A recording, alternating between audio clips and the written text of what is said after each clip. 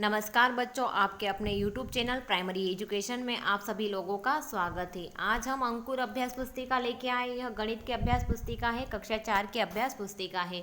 इसमें हमने सप्ताह 8 तक कंप्लीट कर लिए हैं और ये सप्ताह 9 है। सप्ताह 9 में आज सबसे पहले अतिरिक्त वर्कशीट देखेंगे। दोस्तों, यदि आपको सप्ताह 8 तक की वीडियो देखना है तो वो हमारी प्लेलिस्ट में हमारे चैनल पर जाकर आप देख सकते हो।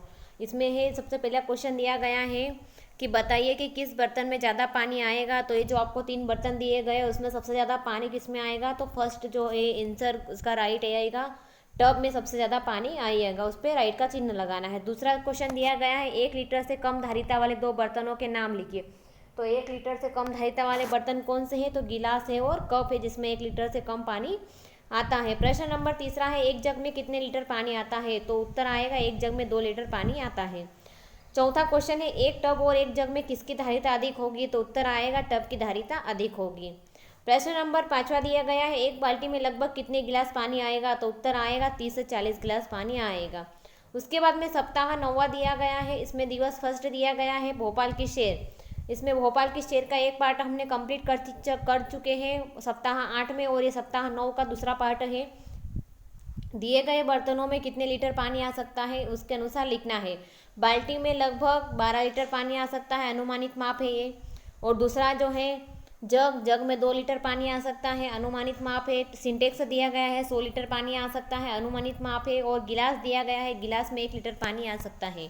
उसके बाद में प्रश्न नंबर अगला दिया गया है 5 लीटर से अधिक धारिता वाले 3 बर्तनों के नाम लिखना। तो उत्तर आ जाएगा बाल्टी, टब और टंकी। अगला प्रश्न दिया गया प्रश्न नंबर तीसरा 1 लीटर से कम धारिता वाले उन बर्तनों के नाम लिखिए। तो कौन से 3 बर्तनों के नाम लिखना है, तो गिलास, कटोरी और कप जिसमें 1 लीटर से कम पानी आता है।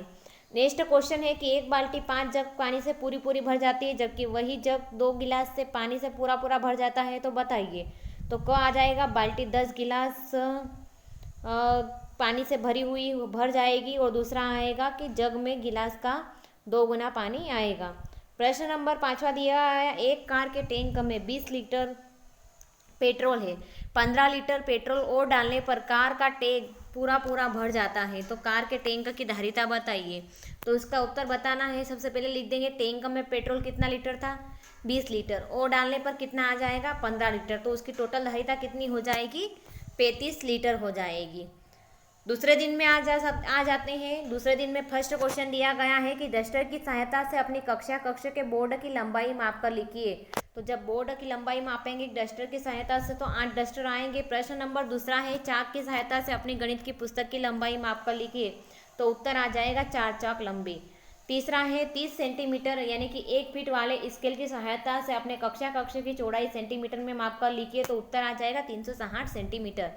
प्रश्न नंबर चौथा है अपने घर से विद्यालय की अनुमानित दूरी मीटर में लिखिए। तो उत्तर आ जाएगा 900 मीटर।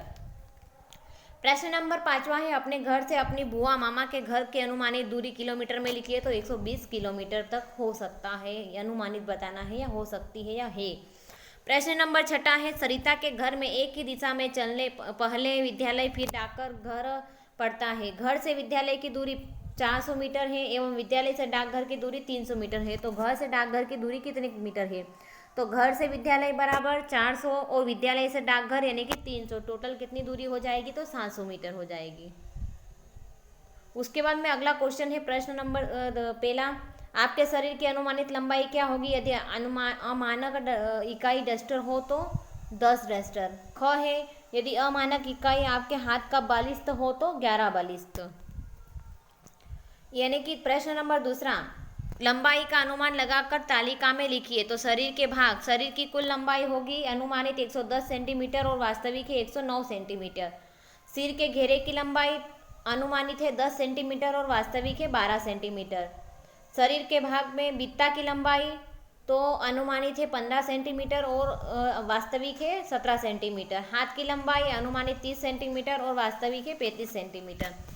अगला क्वेश्चन है प्रश्न नंबर तीसरा कंपास बॉक्स में रखने वाली स्केल की लंबाई कितने सेंटीमीटर है, तो उत्तर आ जाएगा 12 सेंटीमीटर। प्रश्न नंबर चौथा पुस्तक गणित का जादू कक्षा 4 की चौड़ाई 20 सेंटीमीटर है, तो आपकी कक्ष के दरवाजे की चौड़ाई कितनी सेंटीमीटर है, तो उत्तर आ जाएगा 60 सेंटीमीटर।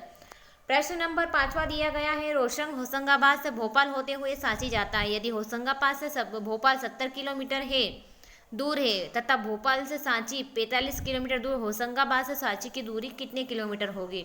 तो पहले होशंगाबाद से भोपाल की दूरी है 70 किलोमीटर और भोपाल से सांची की दूरी है 45 किलोमीटर।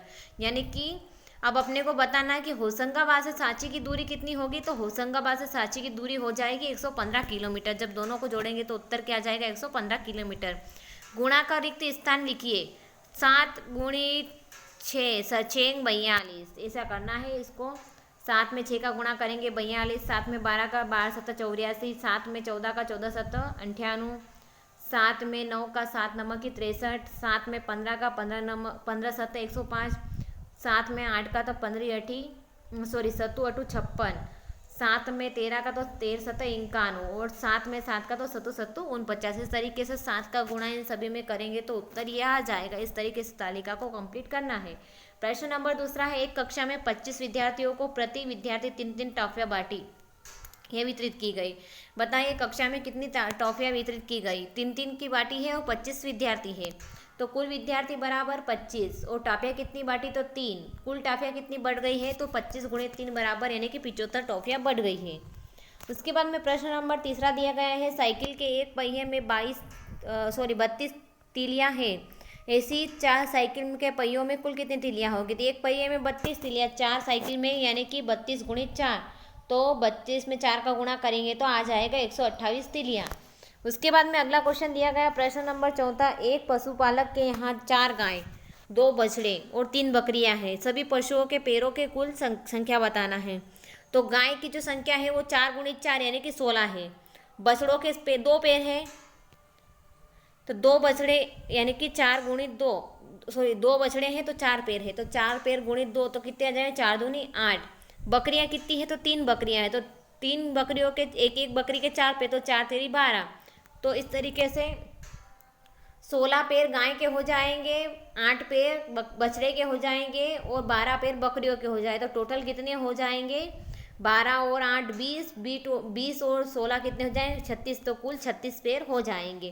प्रश्न नंबर 5वां है, मोतियों की एक माला में 21 मोती लगे हैं। ऐसी ही 10 माला बनाने के लिए कितने मोती लगेंगे? तो एक माला बराबर 21 मोती। 10 माला के लिए 21 गुणित 10 मोती यानी कि 210 मोती। अतः 10 माला के लिए 210 मोती की आवश्यकता होगी। अगला 5वां दिवस है। 5वें दिवस में दी गई सारणी में मिनट, घंटे व दिन में पूर्ण होने वाले 2-2 काम लिखिए।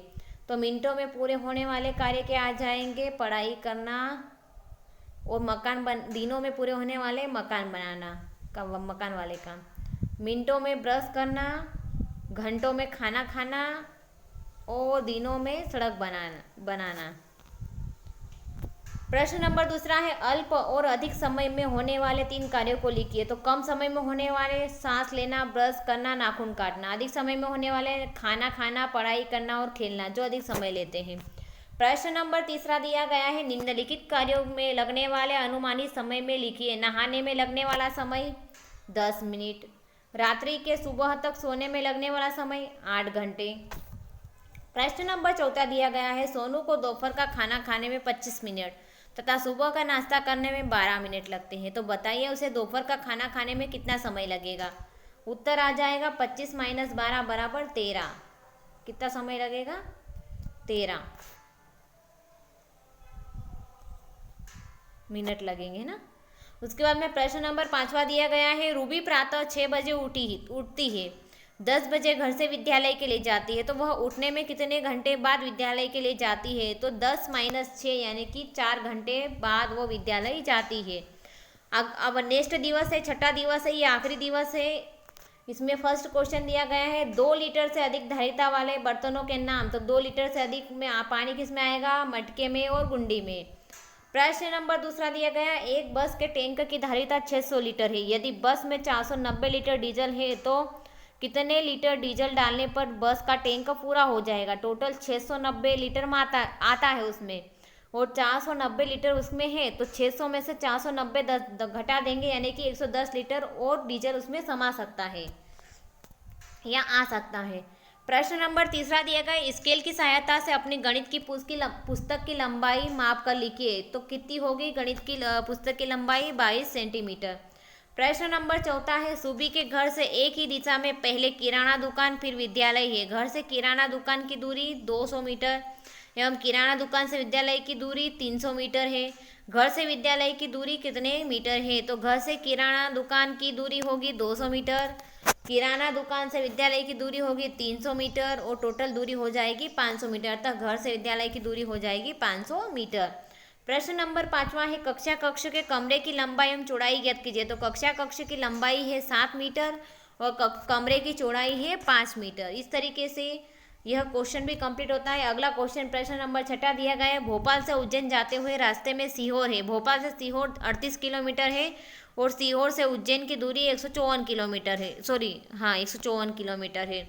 तो भोपाल से उज्जैन कितने किलोमीटर दूर है? तो भोपाल से सीहोर तक की दूरी हो जाएगी 38 किलोमीटर, सीहोर से उज्जैन की दूरी हो जाएगी 154 किलोमीटर और इन दोनों को मिलाएंगे तो भोपाल से उज्जैन की दूरी भी निकल जाएगी। तो भोपाल से उज्जैन तक की दूरी हो जाएगी 152 किलोमीटर, 192 किलोमीटर दूर है।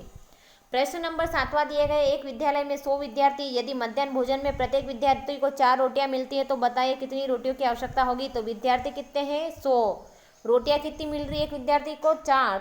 तो इसको रोटियों की आवश्यकता कितनी होगी? तो 100 × 4 बराबर 400 रोटियों की आवश्यकता होगी, यानी कि उत्तर आ जाएगा हमारा 400 रोटियां। प्रश्न नंबर 8 है, एक किसान के पास 5 गाय, 3 भैंस, 2 बकरियां हैं। इन सभी के पैरों की कुल संख्या ज्ञात करना है।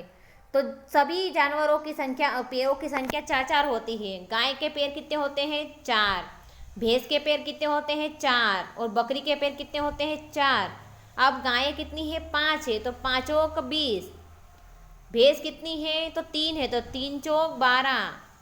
बकरियां कितनी है? तो 2 है, तो 4 दूनी 8। इन सब का टोटल करेंगे तो उत्तर क्या आ जाएगा हमारा? 40। तो कुल पैरों की संख्या कितनी है? 40 है। उसके बाद में अगला प्रश्न दिया गया है, अधिक और क्षणिक समय में होने वाले कार्य। तो सांस लेना और छींकना कम समय में होने वाला कार्य है। प्रश्न नंबर 10 है, एक व्यक्ति रात्रि में 10 बजे सोता है और प्रातः 6 बजे उठता है तो वह कितने घंटे सोता है? तो उत्तर आ जाएगा 8 घंटे सोता है। दोस्तों, यदि आपको हमारी वीडियो अच्छी लगी, हमारे समझाने का तरीका अच्छा लगता है तो प्लीज़ हमारी वीडियो को लाइक कीजिएगा, अपने दोस्तों के साथ शेयर कीजिएगा, साथ ही चैनल को सब्सक्राइब कर लीजिएगा और बेल आइकन को प्रेस करना ना भूलिएगा। इससे आने वाले वीडियो के नोटिफिकेशन आपको समय समय पर मिलते रहेंगे।